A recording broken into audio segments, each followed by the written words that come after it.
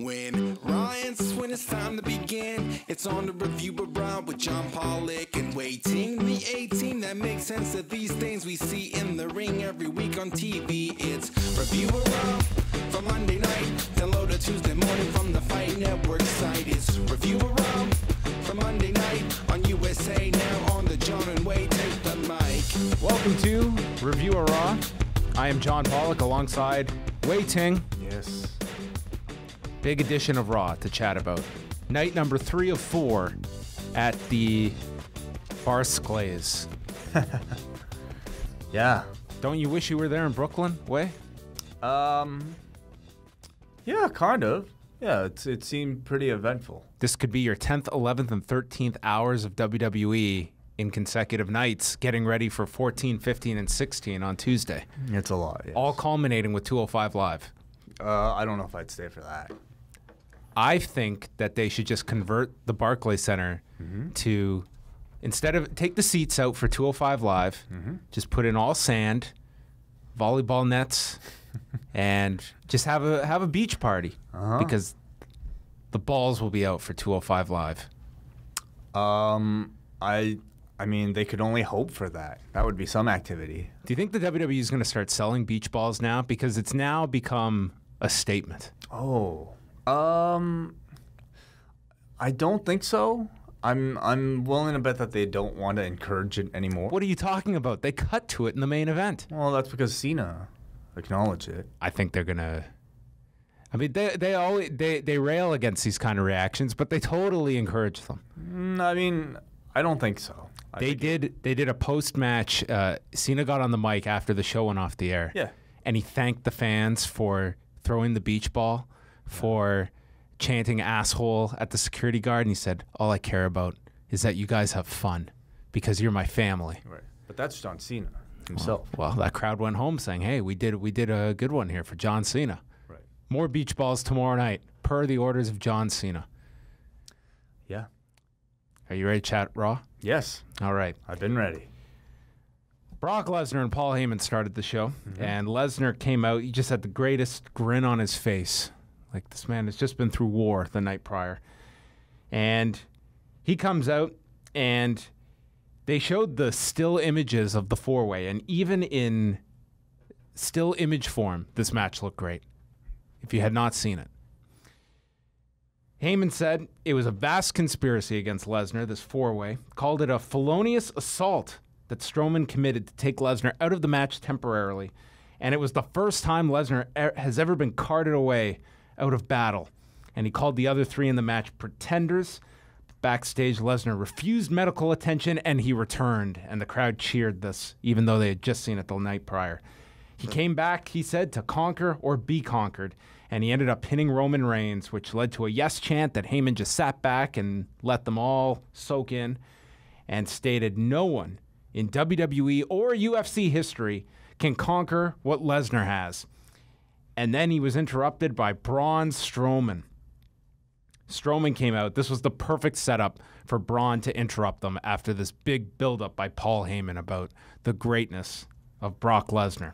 The crowd was chanting for Strowman. This was like their dream scenario of Roman coming out and everyone just chanting Roman as he stared down Lesnar. Very close. And then Strowman's just standing there, and then he grabs Lesnar by the throat, goes to choke slam him, ends up hitting him with a boot and a pair of power slams, grabs his Universal title, holds it up, and Lesnar is left laying on the mat to finish up our opening segment. Yeah. Well, they did a great job with Braun Strowman last night, and they carried on tonight. And they're following a very effective formula that worked with Goldberg, and that's to have the opponent dominate Brock Lesnar, and they continued to do that tonight, and the crowd went crazy for it. Braun Strowman, I think, has been a great success, but, you know, even more so than Goldberg, you can have you can do 20 minutes. Longer match and a better match than you can. Are you fine with them doing this? They announced it later. This is going to headline No Mercy in a month. I really feel that this would be my audible if I was to call one. This would be my Mania main event. I think Strowman is the person that I would just go all in on. Everyone's ready for him. He could do the match, has the look they just desire. Yeah. It's got everything going for this guy. Yeah, I guess maybe they have their doubts about how long they can hold off until WrestleMania.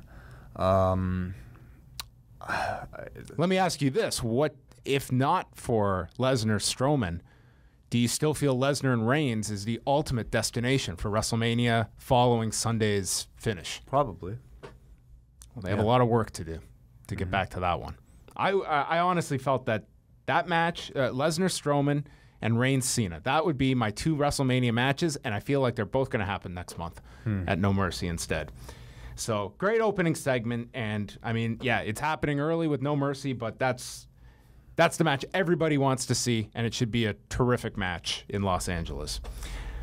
Brooklyn street fight between Big Cass and Enzo. Corey Graves had to recap this atrocious match from Sunday, including Enzo escaping the cage with, quote, some sort of lubricant. Do you think they're aware of if Enzo ever goes to jail, it won't be effective? Oh, yes, because he can slip through bars. Well, they have to hide that lubricant, I guess, won't they? Yeah, which maybe he'll have to do the jackass thing with the toy car. And it's been a while. Enzo comes out, and he starts mocking Cass by stating he went to private school, and the crowd booed this. Boo. He went to NYU, which I don't know the Brooklyn, I guess, audience enough, but there were boos for this. I don't know why they would be booing NYU. They even booed him being from New York. Yeah, I don't understand this. Maybe I don't know. Maybe just low self-respect. And this is coming from the Jersey guy in Enzo. He says his book smarts are no match for Enzo's street smarts. Enzo graduated from the school of hard knocks and says their friendship began 15 years ago in this city. They had each other's back. Cass broke bread with his family and then broke their hearts. And this is where the story began, and this is where the story will end. And this was an unfortunate chapter. Enzo then walked to the back and brought back a shopping cart full of weapons. Cass ran up the ramp, attacked him, and Booker throughout the match kept referring to Enzo as Little Enzo. And Cass just beat the hell out of him for this entire, well, most of the match. There's this big boot by Cass as they went to a commercial break. Now, during the commercial break, Cass got on the mic and apparently cut a tremendous heel promo on this crowd. That obviously didn't air. It's all Cass. And then Cass goes for a running boot to the ropes. And he misses Enzo. His leg gets tied in the ropes and he crashes down, landing very badly and torques his left knee. And you can see things were not great. He tried to continue and just gut his way through, but then he went for an Empire elbow where the left knee totally gave out. Cass goes down. You could immediately see this was hardly selling. He's yelling many, many expletives that they are cutting out. The bell is called. The match is done. Cass is furious. Enzo is declared the winner. A disaster for live television, but for Cass, who's in the midst of this heel push, and it felt like this Enzo feud was ending with this street fight. I mean, never a great time for an injury, but this is pretty unfortunate for the guy who he will be going for an MRI on Tuesday to determine the extent of it. But they had a video of him backstage on crutches, and based on his demeanor, I think he feels it's probably bad. Yeah. And this, yeah, it's just very unfortunate, but the right call to just end the match. Oh, totally. It's really unfortunate anytime somebody gets hurt, but it makes for interesting television, and I never want to use somebody's legitimate injury as entertainment. I'm not saying that, but it's always this was not entertainment. It was fascinating, though. Yeah. I mean, it was fascinating to see how the production scrambles in order to deal with this, and it will be interesting to continue to see how they build onto this. Does this turn into a push for Enzo as a result? Does it, or does he continue to get embarrassed? And who does this fall on? And how will they treat this coming out of it? But I'll say, I feel like some time off might be good for Cass because I'm hardly inspired by this current Enzo feud and his. He had some good promos, but like he was great last week, and then that match was awful on Sunday. And like I just don't feel like the transition from him being the big man in the tag team to a single star on his own has been all that thought out. You know what I mean? He still seems awfully his look is very generic. He's a tall guy, but he doesn't look all that special. And outside of this big show Enzo feud, I mean, I don't see him getting into that upper card main event slot without some tinkering. So I feel like some time off is actually good. Yeah, he was in the middle of a really bad feud. I don't put it all on him. I was looking forward to this ending and him moving on to something more substantial because the Enzo thing had run its course. Big Show was a bad program. That match was just hampered from the start with the shark cage. But yeah, so, I mean, if you wanted to turn Enzo, this is certainly the pivot point that you could go with of Enzo bragging that he took this guy out, which is... And it just takes credit for this. If that's where they're going with Enzo. I guess you could, but then you have to turn Cass babyface. Is that what they want? Well, I mean, he's going to be gone for a long time. That might be just if he is gone for a long time. But that story doesn't make sense. Here's the underdog who's been who's been trying to fight this big guy and gets beaten up every single time, but now he's the heel. Well, I mean, what other way do you do anything with this, or does Enzo just move on with nothing here?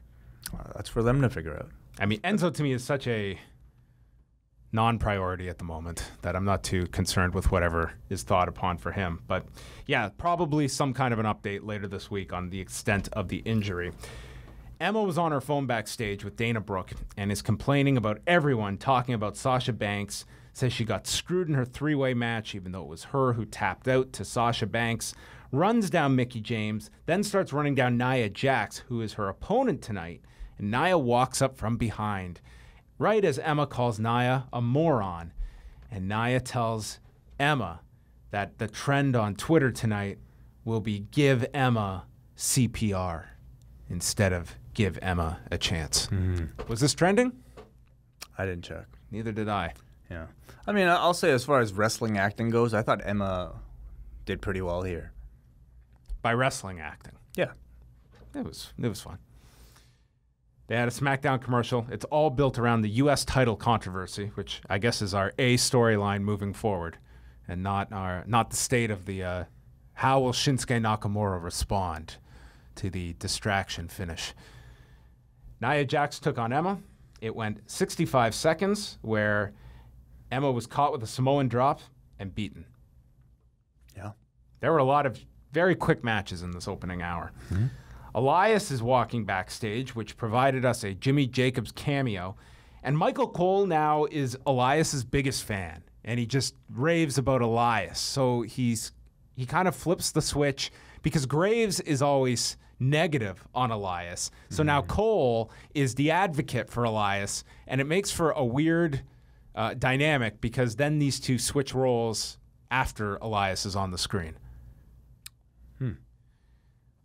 Elias is there in the ring to perform. This was tough because he had to follow up in the same city 2 nights in a row because he was on the kickoff on Sunday. Oh, so right. he had to come up with new material for the same city. And he said he was going to sing a song about Brooklyn, but most people are ashamed to be from here anyway, which based on the Enzo cast promo might have been true. So instead he has a song about R-Truth. He mocks his What's Up song and tells them to listen to some real music. And the audience got into this. They were clapping along. Elias paused to stop them from clapping. This guy's right at the edge of being turned because he's becoming so entertaining with these segments. He is. He just needs to keep doing wrestling matches after the song, and that will keep him a heel. How about just the song?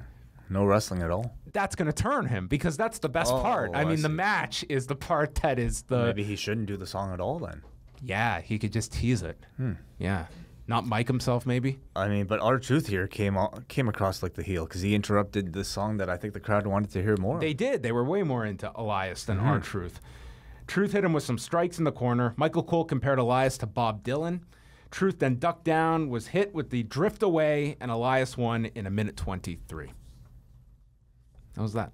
Then Kurt Angle came out and promised them a surprise. What could the surprise be? Well, if you follow any WWE advertising, this was hardly a surprise. And says, for the first time in over a year, here is John Cena. And he comes out, and we go from the crowd chanting, "You suck," to John Cena sucks. So they just thought both of these guys sucked. Cena comes into the ring and asks, "Hey, were you not expecting me?" And the crowd's chanting as Cena just holds up the microphone, says he was asked by Kurt Angle to come to Raw, and he immediately said yes. Not because SmackDown is bad, but because he wanted to stand in this ring with a specific WWE star. And out came Roman Reigns on cue. And Michael Cole called them the two most polarizing figures in the WWE. Cena says this is exactly who he was looking for, which was very convenient. Reigns said that Cena only looks...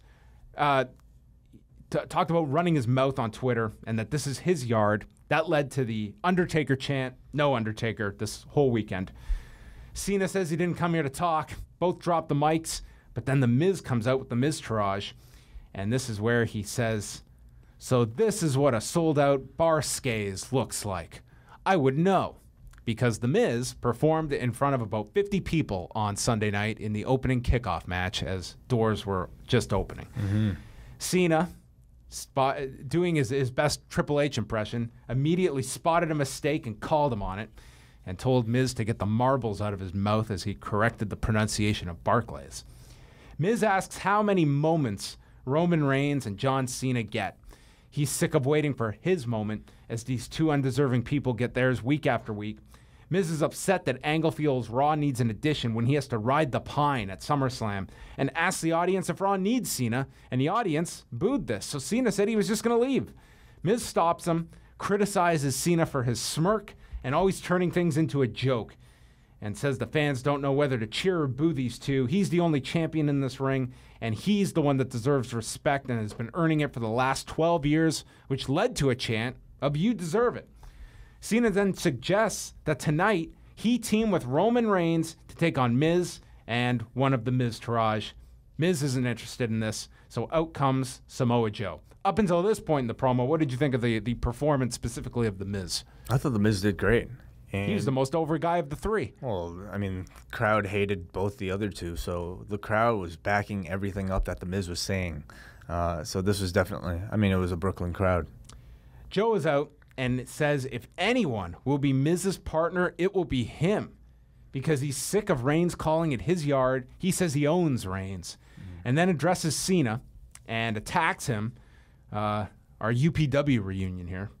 Reigns then takes out the Miz-tourage. Cena tries for an AA, but then gets caught with the coquina clutch. Reigns stops him, nailing Joe with the Superman punch, which would be a spot that they would do later on in the match. And then the crowd chanted, "You both suck," as Reigns and Cena cleared the ring and stood alone. Great way to start a feud. So do you feel that this is going to be...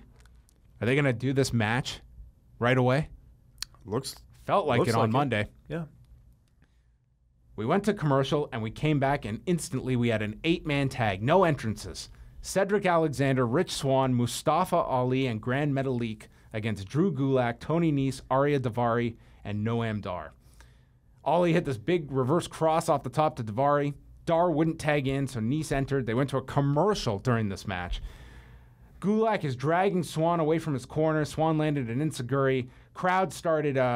this is when the beach ball came out for the first time during this match, and then they started doing the wave. Metalik hit a moonsault to the floor onto Daivari and Gulak, and then Alexander came in, handspring enziguri, and the lumbar check to pin Tony Nese. Good closing sequence, but this was not a match the crowd was all that invested in. No. Despite the ropes being red. Yeah, I think the only way this crowd would have cared is if they did more big moves in high spots, and there wasn't really much of it until the finish. It's just the Metalik moonsault was the big spot of the match. It's just a tough crowd for everybody to work in front of. Charlie was backstage with Neville, who called Tozawa a Japanese punk and that Titus was a flesh-eating parasite of an advisor.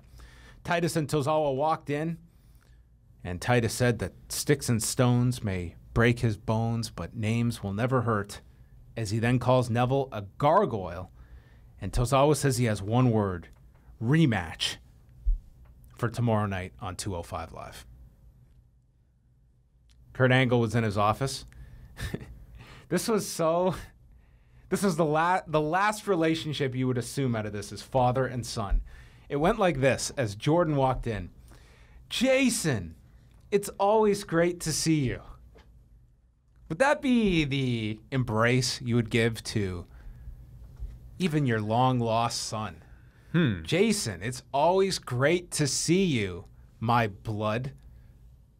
I would say that. This was a very impersonal embrace by Kurt. Jordan says he doesn't want any preferential treatment. He wants a match tonight, and he wants it against Finn Balor. And Kurt asks if he's ready, and Jordan thinks he is, and they hugged. Seth and Dean came out as the new tag champions. They said they got back together. Now they're the tag champions. Ambrose slept with the title under his pillow. And then Rollins says tonight is a party, and they will take on anyone and anywhere. And out came the Hardys. They congratulated them, and Matt says that sometimes brothers fight, but when they get together and fight, it's a beautiful thing. Challenged them to a match. The crowd was chanting obsolete, Brother Nero. They said they've revolutionized the tag division for a quarter of a century, and Ambrose and Rollins accepted as we got a pretty lengthy tag match here. Match began. Cole struggled quite a bit to get out the words in all seriousness that he eventually just kind of gave up on. The Hardys double-teamed Rollins early on. Everyone went to the floor. Jeff hit a flying clothesline. They went through a commercial. Jeff hit the poetry in motion to both on the floor off of Matt's back. They got the advantage on Jeff for a while, including Jeff eventually coming back with the whisper in the wind. Matt came in. There were stereo suicide dives by Ambrose and Rollins as they got the advantage. Matt hit a side effect to Rollins on the edge of the apron, then blocked the dirty deeds. Lunatic Larry gets caught with a side effect for a 2 count. And then Matt and Ambrose are on the turnbuckle. Matt gets dropped with a headbutt. There's a blind tag by Jeff. Each side was trying to use these blind tags to outsmart the other team. And then there was a side effect by Matt. Rollins super kicked Matt. Jeff sent Rollins to the floor, but the Swanton was blocked with Ambrose getting his knees up. So Rollins blind tagged himself in, hit Jeff with his Rainmaker knee, and then the Dirty Deeds was hit with Rollins pinning Jeff. And it was the mutual respect after, and yeah, good match. Really good, fast-paced match. I feel like Ambrose and Rollins have both felt reinvigorated in the past 2 nights, wrestling this faster babyface style. And I really enjoy seeing it. They were almost so fast to start that when they slowed things down, I don't know if the crowd really fully came back up again for the finish.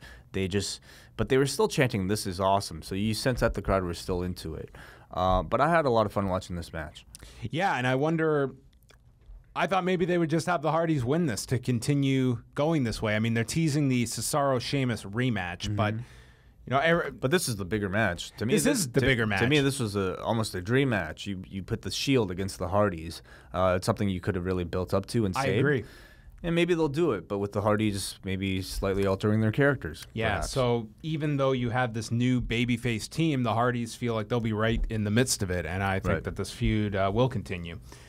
Then they recap the opening segment and officially announce Brock and Braun Strowman for September 24th in Los Angeles at No Mercy.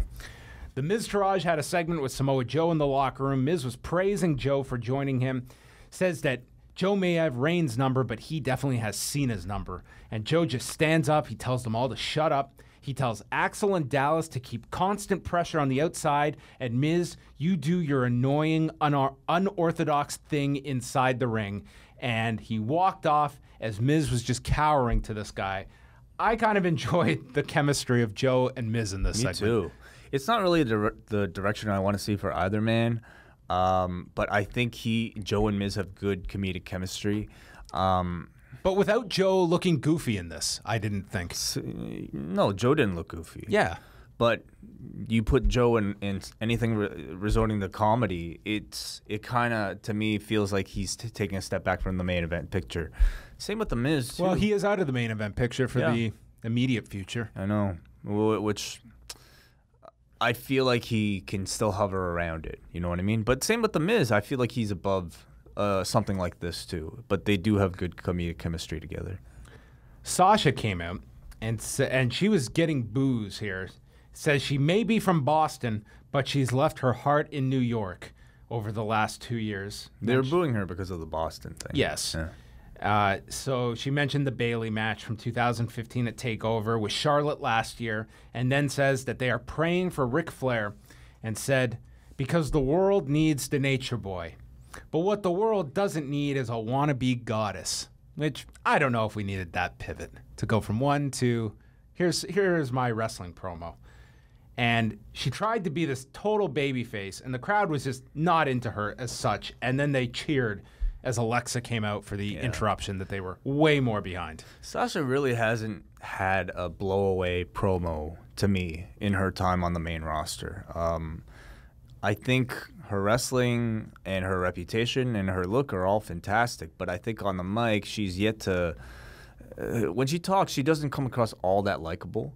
When she talks in those kind of behind-the-scenes featurettes as herself, I think she is very likable. The lengthier ones, she is one of those, like, just reciting word by word that I've studied all afternoon promos. Yeah, and unfortunately, I mean, this kind of came across like pandering, too, mentioning the Rick stuff and all that. I thought so, too.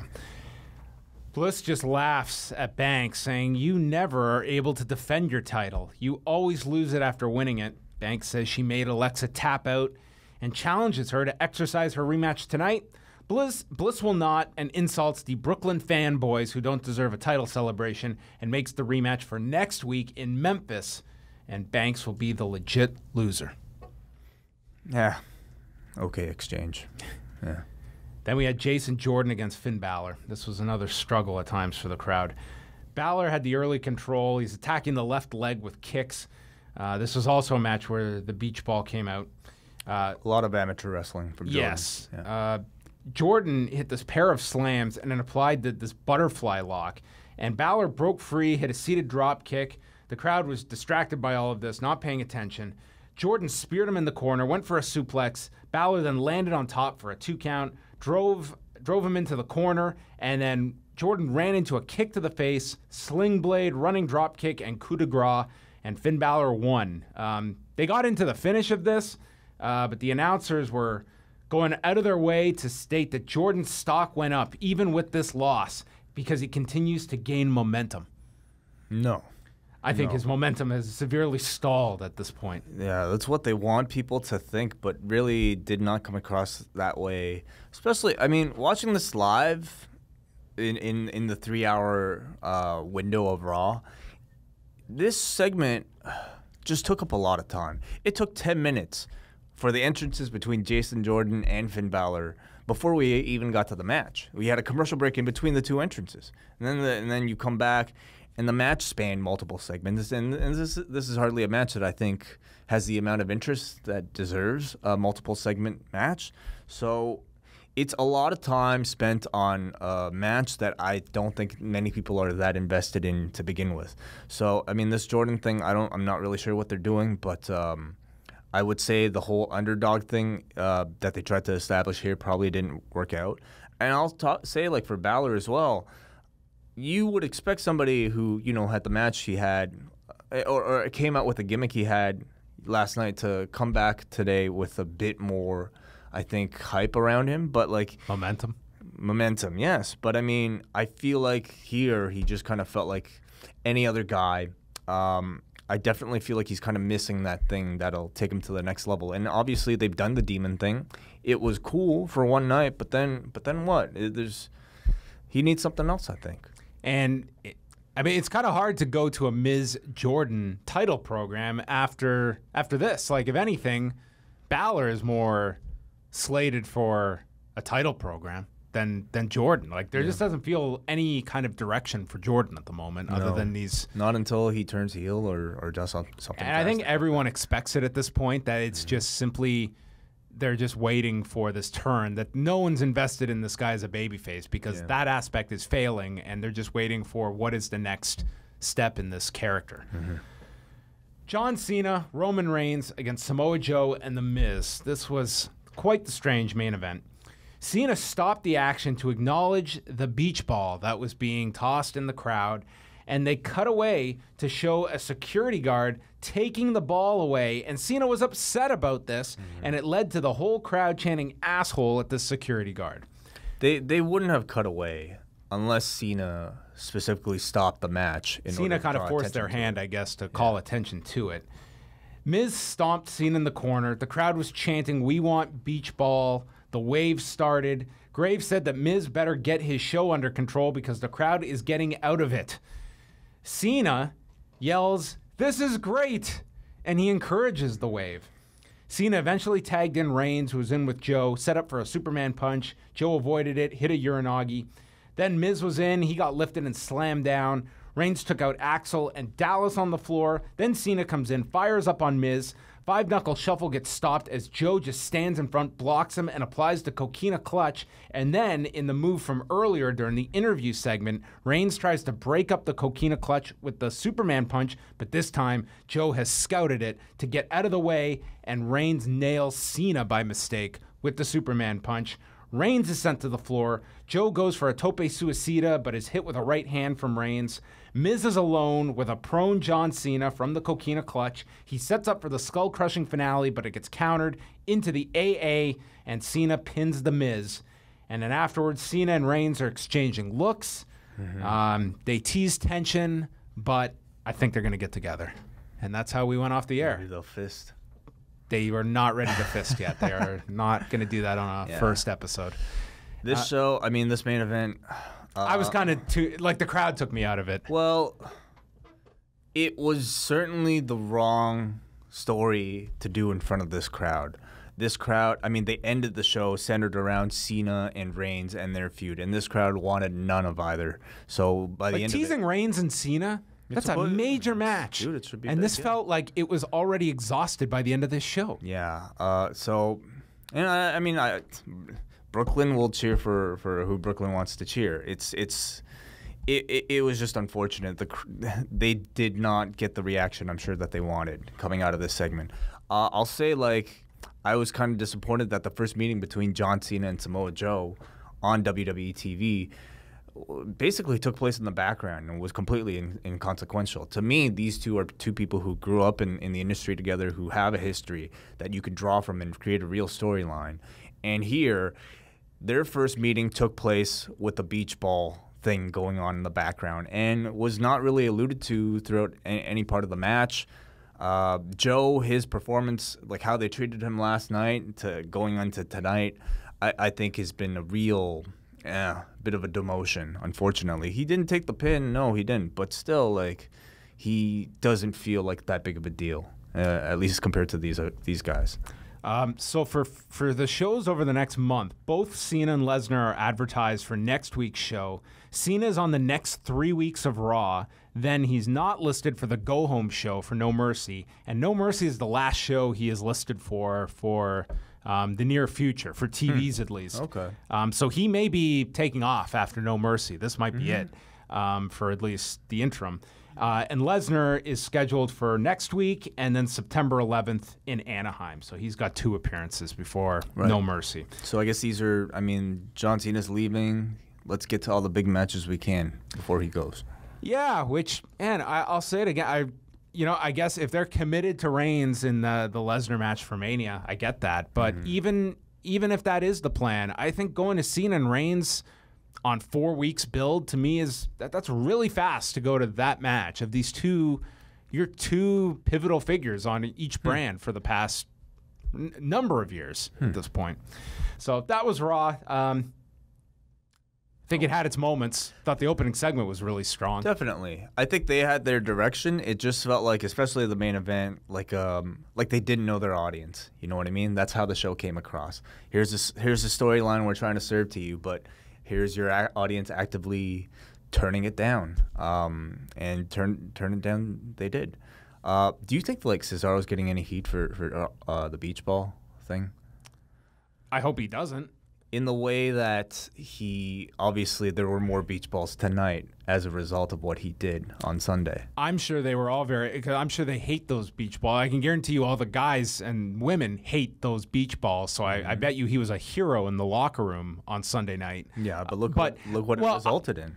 You're right. I thought the opposite would happen. I thought it would be now that the audience would shame anyone that the beach balls would be off limits, and instead it was the polar opposite effect on Monday, that now you might get this residual effect that now they're going to be out in full force as their protest when they're not into a match, that beach ball's coming out. How about like something else, like instead of a beach ball, how about like an inflatable doll or something, like a life-size John Cena or a blow-up doll. That thing. That could hurt. It wouldn't show up on camera as well. Wow. A tire. Yeah, like one of the Bailey buddies or something that they could have. Yeah. You sneak that in. How about a kayak? Just like sneak one of those. How are you going to get a kayak in? I don't know. I guarantee you the WWE is going to start selling their own beach balls for $15. They really can. I mean, maybe first of all, they probably do already. There probably exists a WWE beach ball out there, but why would you do that? That's just encouraging people to toss the thing around at the match. In baseball games, they don't sell beach balls. They went out of their way to encourage boring chants at one point. What? With Lance Storm's character, and it led to That's for one specific character, though. Yeah, and they were trying to that was at a time period when they were trying to tone down the style after all those neck injuries and encouraging guys to tell stories in the ring, and then boring chants all of a sudden started returning. I feel like you can localize something like that. If they can figure out a way to localize the beach balls to one dude's matches, then I could see that. But I don't know. Seeing this, 205 Live beach balls. They will be all over SmackDown, I feel. Unless security really is on their game. Well, that was Raw. One more night at the Barclays Center for the SummerSlam. If somebody was smart in Brooklyn right now, tomorrow when all the people are lining up to get into SmackDown, go to the dollar store and just get a bunch of these things, and you'll make a fortune, I'm sure. Oh, $5 each. Jeez, you know how much you make off of that? Maybe they should make brass-colored beach balls with Cesaro on it. Okay, they could do that. Actually, for Great Balls of Fire, they really should have. They missed the boat on that one. Yeah. They missed the kayak on that one. How do you feel about, because they did it for WrestleMania was the first one where they did the 4 consecutive nights all in the same building this year. How do you feel about the 4 straight nights? Is 4 too many? Well, it has no effect on me because I'm not going to the shows. No, but you're watching it, and to me, this is like, does it affect the like this audience? crowd? To me, it was a hot crowd. I didn't. It was a hot crowd, but I wasn't really entertained by the crowd. Yeah, right. Because they went rogue and they were doing a lot of things to entertain themselves. Like they enhanced nothing. It was just they were bored with matches and did the wave. And I mean, in the end, it's all about business, right? Will they sell out or will they make money off the 4 nights? Is this a big enough market to sustain 4 straight days? Which it hasn't been. Oh, it hasn't? I mean, there were plenty of tickets available for tonight's Raw, plenty for tomorrow. Right. I don't even know. SummerSlam, like the day of, there were single tickets available. So it was, SummerSlam did well. But I mean, TakeOver wasn't like this gigantic demand for tickets on the secondary market. Right. But the alternative would be to travel to a nearby place. And then, of course, you have various operating costs and transportation costs too, right? Yes. So I don't know. It's more of a business question. Yeah. I don't think they care as much about like the quality of a crowd on TV as much as they do about ticket sales. Oh yeah, it's obviously that is the prime focus, but they're doing it again in Houston for Survivor Series weekend. All right, so that will wrap up Review of Raw. We will be back later this week to chat SmackDown on Wednesday with night number 4 at the Barclays Center. Of course, you can answer the trivia question. Mm-hmm. Actually, it's not a trivia question. No longer a trivia. All we're asking you to do is subscribe to this very channel, click the little subscribe button, and then post down in the comments below of this video your best and worst moments of this edition of WWE Raw. I can see the beach ball thing being either in the worst or the best. That's exciting. Yeah. We're going to have a dramatic best and worst this week. All right, so go leave your answers, and you may win a shirt from Pro Wrestling Tees, and you can check out prowrestlingtees.com/law for all of our shirts, and you can go to Live Audio Wrestling for all your latest news, all of our shows, and we'll speak with you on Wednesday.